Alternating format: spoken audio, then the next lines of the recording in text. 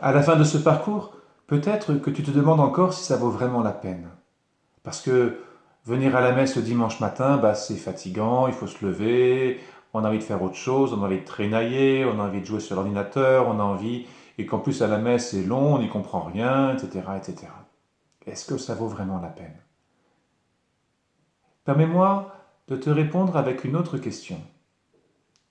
Est-ce que tu préfères avoir des nouvelles de tes copains par SMS ou par n'importe quel système d'internet, de réseau, de machin chose, de téléphone, ou est-ce que tu préfères passer du temps avec eux? Faire une partie de foot, faire une balade en vélo, faire un temps de jeu ensemble où on se touche, on se voit, on partage un moment ensemble. Est-ce que tu préfères que tes parents t'envoient un petit message une fois de temps en temps, on t'aime beaucoup, ou tu préfères qu'ils te le montrent vraiment en étant là à tes côtés? Oh, bien sûr, pas tout le temps, tu aimes bien être tranquille aussi de temps en temps, mais tu serais malheureux si tes parents n'étaient pas là avec toi et que tu ne peux pas partager des moments avec eux.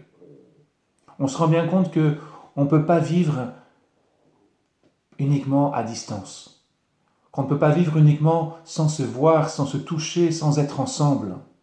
Eh bien, Jésus l'a bien compris et c'est ça qu'il veut te montrer pendant la messe. Il est vraiment là. J'allais dire sous le signe du pain et du vin, mais ce n'est pas un signe. Le pain consacré, c'est vraiment Jésus qui est là pour toi, pour être avec toi. C'est difficile à croire, c'est vrai, ça demande un acte de foi, de croire que ce que Jésus nous a dit lorsqu'il a pris le pain et qu'il nous l'a donné en disant ceci est mon corps, que c'est vrai. Mais si tu crois, si tu fais confiance à la parole de Jésus, alors la messe, ça change tout. À la messe, je vais retrouver celui qui m'aime, celui qui a voulu être avec moi, pour qui j'ai tellement de prix. Alors oui, il y a des moments où c'est un peu long. Comme avec tes copains, je suis persuadé qu'il y a des moments où tu n'es pas toujours super à l'aise, hein, où tu n'es pas toujours super heureux parce qu'on fait des trucs que tu n'aimes pas, ou parce que vous êtes un peu agacé ou un peu disputé, etc. Mais après, tu es quand même content d'avoir passé du temps avec eux, comme avec tes parents, comme avec tes frères et sœurs.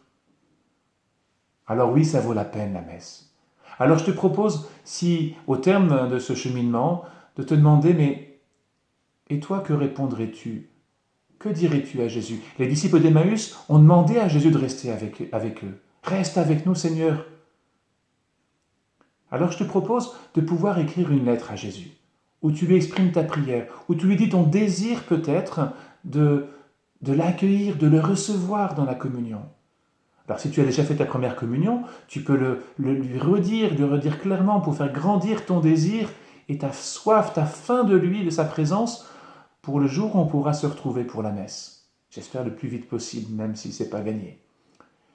Mais si tu n'as pas fait ta première communion, c'est peut-être l'occasion de dire ton désir, de te préparer à le recevoir bientôt pour la première fois. Ça ne sera pas au mois de juin comme on avait prévu, ça sera peut-être durant l'été, au mois de septembre, au mois d'octobre, j'en sais rien. Ou un peu plus tard, ça dépend du rythme de chacun, mais je t'invite vraiment à exprimer ce désir par une lettre. Que répondrais-tu à Jésus? Est-ce que tu es prêt à le recevoir? Est-ce que tu es prêt à lui demander de venir chez toi? Est-ce que tu es prêt à lui ouvrir ton cœur pour qu'il en fasse sa demeure? Pour que tu puisses vivre avec lui, vraiment. Pas avec une image, pas avec simplement une pensée, mais avec lui, avec sa présence à lui, avec son corps présent livré pour toi. Pour être uni avec lui, vraiment. Alors, réfléchis bien. Demande au Seigneur qu'il t'éclaire et écris cette lettre. Et tu nous l'envoies. Bonne prière, bonne réflexion et j'espère de tout cœur, ouvre ton cœur à ce cadeau si grand que le Seigneur veut te faire. Il veut tout donner pour toi, mais il attend que tu lui ouvres ton cœur.